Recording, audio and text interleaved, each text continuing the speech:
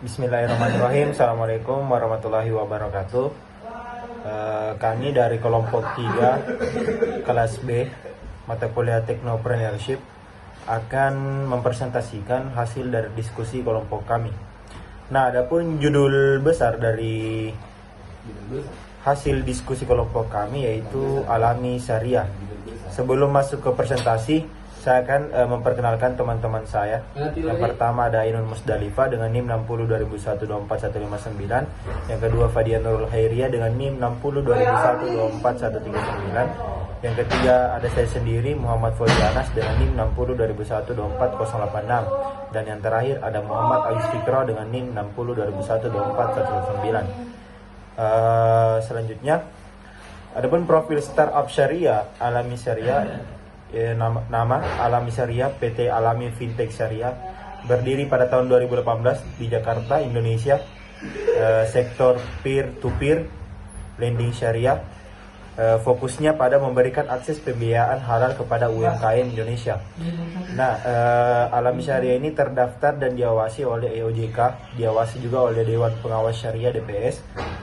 Adapun pendanaannya crowdfunding, venture capital, syariah, investor retail. Selanjutnya profil startup syariah. Adapun visi misi dan nilai inti, visinya mewujudkan sistem keuangan yang etis, inklusif dan berkelanjutan berbasis syariah. Nah, adapun misi-misi dari startup ini, yang pertama membuka akses pembiayaan halal bagi pelaku usaha, meningkatkan literasi keuangan syariah, menumbuhkan ekonomi umat secara adil dan berkelanjutan. Dan yang terakhir, nilai intinya amanah, transparansi, kejujuran, dan keberlanjutan. Mungkin itu saja dari saya. Untuk penjelasan selanjutnya akan dilanjutkan oleh rekan kelompok saya. Nah, kemudian kita masuk kepada strategi keberlanjutan yang diterapkan. Nah, yang pertama itu model bisnis berbasis keuangan inklusif, yaitu menyediakan pembiayaan syariah untuk UMKM yang kesulitan akses ke bank. Kemudian menggunakan akad syariah seperti murabahah, wakalah bil ujrah, dan lain-lain.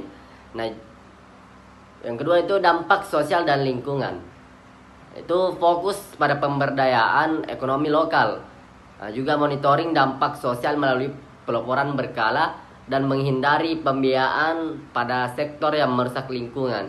Kemudian yang terakhir itu praktik bisnis berkelanjutan, yaitu mengintegrasikan prinsip ESG, yaitu environmental, social, dan governance berbasis syariah. Kemudian edukasi keuangan syariah untuk masyarakat dan mitra UMKM.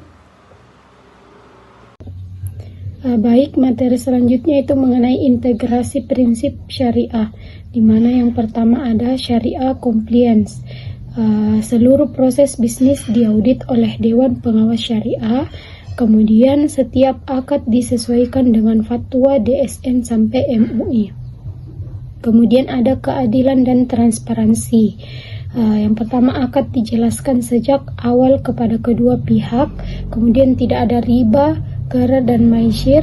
Kemudian yang ketiga ada etika islami, etos kerja, tanggung jawab sosial, dan niat berbisnis lillahi ta'ala.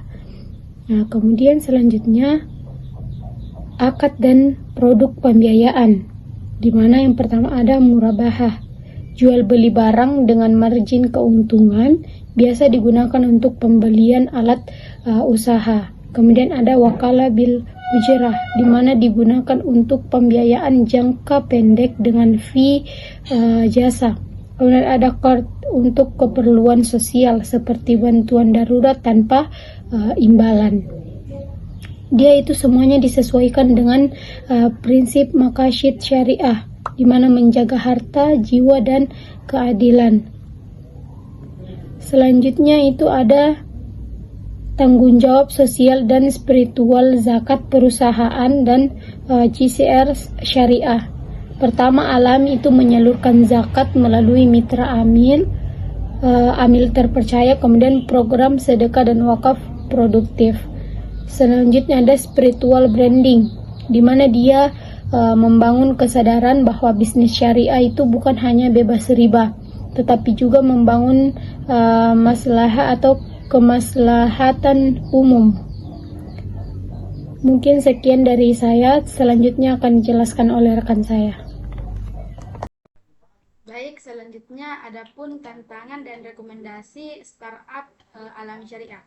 Adapun tantangannya yang pertama yaitu edukasi masyarakat tentang keuangan syariah masih rendah. Yang kedua yaitu persaingan dengan fintech konvensional yang lebih fleksibel secara regulasi. Yang ketiga yaitu keterbatasan investor yang memahami prinsip syariah. Adapun rekomendasi dari startup alami syariah yaitu yang pertama kolaborasi lebih luas dengan lembaga sosial dan pesantren ekonomi. Yang kedua yaitu penguatan teknologi untuk mempermudah akses dan akuntabilitas. Yang terakhir yaitu pengembangan indikator keberlanjutan syariah khusus atau disebut Beyond ESG. Baik, sekian presentasi dari kelompok kami.